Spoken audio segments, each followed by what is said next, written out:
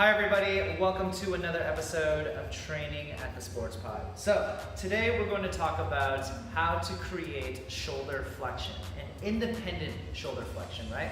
Oftentimes what we see in the clinic, I need you to overhear Coach Tio, is that this is shoulder flexion, okay? Oftentimes what happens is to get even further into shoulder flexion, they're going to try to extend through their low back. If you're one of these people, this is what you need to do, okay? We're going to fix that. Your shoulder should move independently of your thoracic spine and your lumbar spine. Your shoulder should be just your fucking shoulder. Okay, so lay down on the floor, Coach Tio. So we call this exercise supine pails and rails of shoulder flexion. So what we're going to do is we're going to go head into the, good. And we're just gonna work onto his left shoulder, all right? So we're gonna take this right shoulder, put it onto your side for me. Good. Now, if you wanna look at later, earlier videos of hollow position, you should definitely reference that because we want a hollow position in this prone position. So hollow position means that his spine isn't in a extended position like this. Look, his butt is up. There's that nice valley in here. That's what we call extension. Going to neutral is when he just relaxes. It becomes a little bit more flat. And then as we go into hollow position, you see that it basically goes straight, right? Like if I put a rod all the way through his lumbar spine and his thoracic spine, it's nice and straight. So this also, cues that you want to be very aware of is cueing the glutes, so turning on the glutes, and then zipping up his, yes, there you go. Now I also tell him to make sure that he puts pressure into his forehead so everything is nice and straight, and now we are isolating just the shoulder.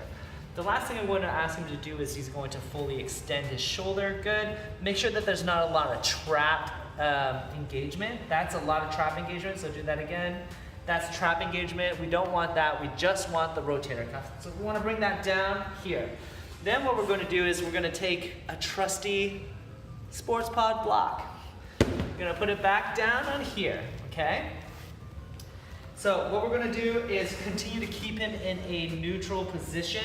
How I cue this again is I should be able to put my hand under his belly button while he continues to keep this. Then what we're going to do is we're going to push down into the block for 20 seconds, okay? So what we're trying to do is just trying to engage the rotator cuff, making sure that he's not using his traps and he's engaging that hollow position. Hey, butt, there you go, good.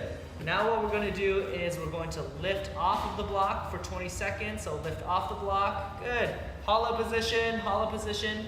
I should be able to take this block away and he stays in that same position for 20 seconds. And we're gonna hold, keep on going.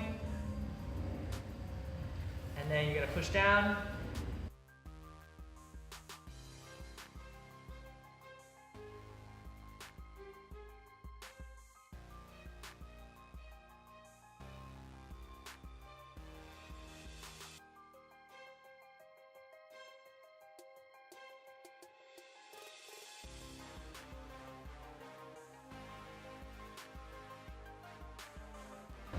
Relax. So what we did was we did alternating 20 seconds of pushing into the block, 20 seconds off of the block. We do that, we continue to rotate through that up until we get to about 2 minutes of time. We've elapsed 2 minutes. The reason why we do that is because tissue doesn't change unless you've given it tension and force for at least 1.5 to 2 minutes. If you want to see change in the actual tissue length, permanent change, you have to go past that 1.5 mark. So this is how we do in the Sports Pod of creating shoulder flexion, independent shoulder flexion. If you guys have any questions, any concerns, you can shoot me a DM on Instagram at the Sports Pod. And you can find all of our information at our website, thesportspod.co. Have a good one and move free, humans.